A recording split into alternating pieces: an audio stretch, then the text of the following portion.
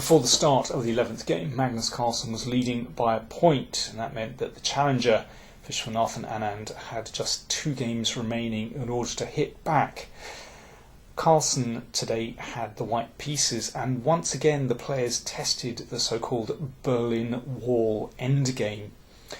So we joined the game after 23 moves, and a very typical Berlin position is on the wall. White seems to have made progress. These knights have found their way to seemingly very nice squares, but in fact they're quite inflexible. It's hard for them to go anywhere. They protect each other. It's really hard for white to come up with a decent plan here. I suppose you could say the same with black. Black could simply wait here with either bishop e7 or bishop g7. It's very hard for either player to go forward. But here Anand came up with a very creative idea. He played b5. It seemed as though the queen side was completely locked. But this is an amazing move. If, for example, c takes b5, then black plays c6 and then opens up the b file, and you can see that black just needs to put a rook here to pressurise the pawn on b3. There's also pressure on the knight on d5, and those knights actually are somehow very inflexible. Black has excellent compensation there, and that knight is always ready to hop in on one of these squares. Very good compensation. Alternatively, what about a takes b4? Well, in this case, black breaks open the a file, and there's pressure on that pawn on c4. Also chances to invade on a2. Once again, good compensation. White has to take care of his king in this kind of situation, actually. Position can often break open to black's advantage. So Carlsen, after, about 8.5 minutes thought, played bishop c3. Good idea, just putting a little bit of pressure on the a pawn. But Anand carried on and played king c6. Now he certainly has the initiative here. The king puts more pressure on the knight, but also he prepares to play a rook to this open b file. King f3 from Carlsen. Now he wants to put the king on e4 to support the knight on e4, but also, as I said, the king is sometimes in a little bit of danger, even on g3.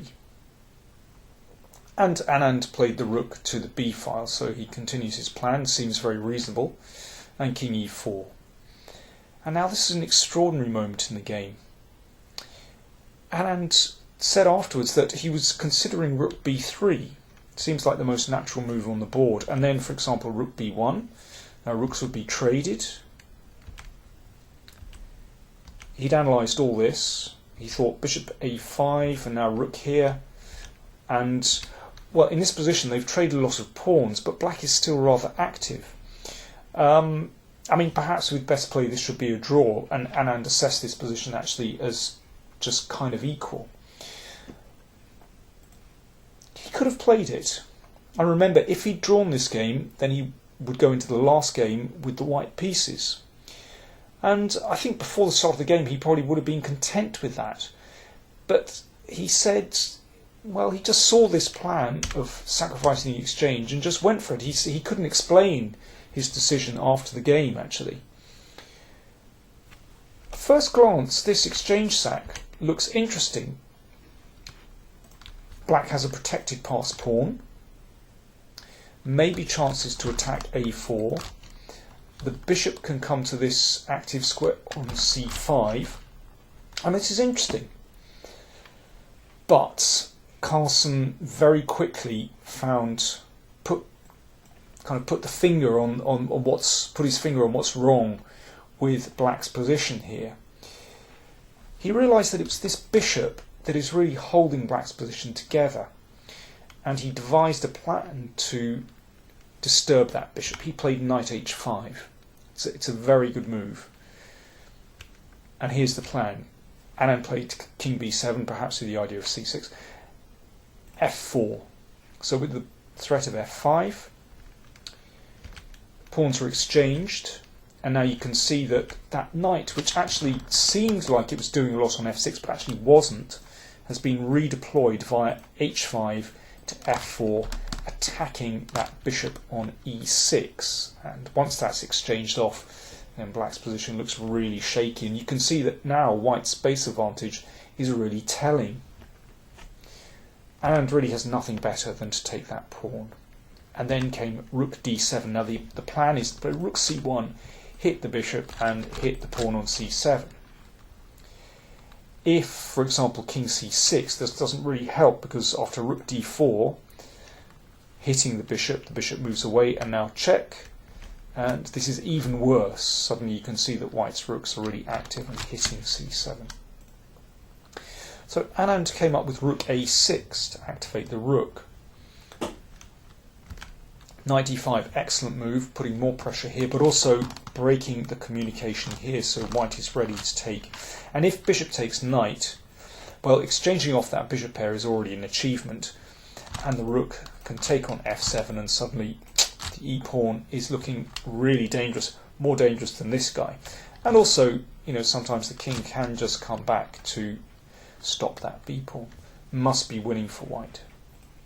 So Anand tried rook c6 to defend the pawn on c7. Carlsen just took, hitting the bishop, and now, as before, that e-pawn looks really dangerous. So the bishop came out. And now, excellent simplification from Carlsen. After the game he said, I mean, he was playing very quickly here, and he said he had to stop himself from playing too quickly. He was so excited. But, well, after just 3 minutes thought, he took on c7. As I said, excellent simplification. This was exchanged off, and now if king takes, then rook c1, hitting lots of pieces, and white recovers a bishop, and again, excellent simplification. So king c6, tricky move. What Anand is hoping for is, if the knight moves, then, you know, maybe bishop d5 check and the pawn rolls. But once again, very quickly played by Carlsen. Excellent move, threatening to bring the knight back to d4. So back into play, and then push the e-pawn. Anand really had nothing better than to exchange this off. But again, this is a simplification, and this really eases white's task. He pushed the pawn. Carlsen pushed the pawn. Anand pushed his pawn. So there's a race taking place, but the difference between the two sides is that the rook is stronger than the bishop, and the king is able to come back to stop black's pawns, and the black king is way too far from the pawns on the king's side. So let's see how this works in practice. King d3. Let's take a bit of colour off the board. So the king comes back, threatening e7. The bishop blocks. h4. So now the simple threat is to push the g-pawn, and the bishop can't deal with both pawns. And as I said, the king is too far away. So Anand kept pushing his pawns. Carlsen pushed his pawns. a3, and now king c3. And that was the last move of the game. Here Anand resigned. First of all, we should say that if bishop b4 check, this doesn't help matters, because the e-pawn now goes through. If b2, then the king drops back. That prevents bishop b4 check. If, say, king c5, g6, threatening g7. If the bishop plays here, threatening a2, then the king just blocks those pawns. So the white king takes care of the black pawns, and now white wins. e7, threatening queen. This is taken, so this is all forced. g7, and now the king is too far away to stop the g-pawn queening.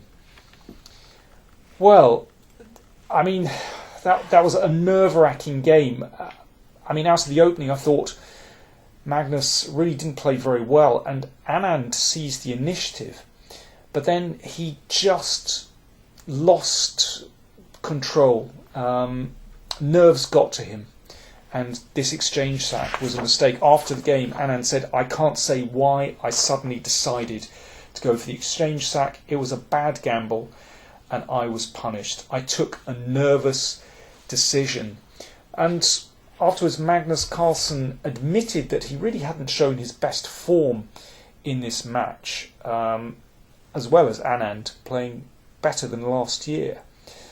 But maybe the big difference between the two players was that in the critical moments of this match, Carlsen really had stronger nerves.